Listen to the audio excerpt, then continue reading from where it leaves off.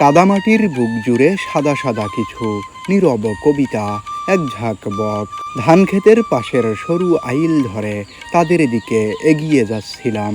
মনে হচ্ছিল প্রকৃতি আজ খুব সাধারণ কিছু দৃশ্যের ভেতরেই অসাধারণ সৌন্দর্য লুকিয়ে রেখেছে। কাদামাখা জমিতে তাদের অবাধ বিচরণ, সাদা পালকের ঝিলিক, সব কিছু মিলিয়ে চোখের সামনে যেন গ্রাম বাংলার এক জীবন্ত ক্যানভাস।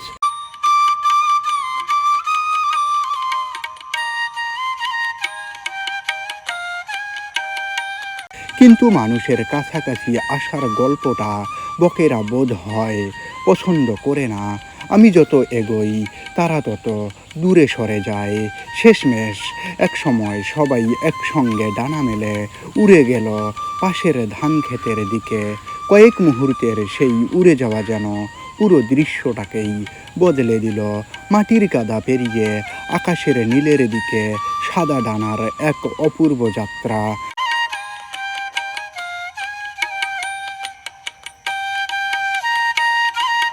আমি দাঁড়িয়ে রইলাম, তারা চলে গেল, কিন্তু রেখে গেল এক টুকরো মুগ্ধতা, যেটা ক্যামেরায় ধরা যায়, অথচ অনুভূতিটা শুধু হৃদয়েই থেকে যায়।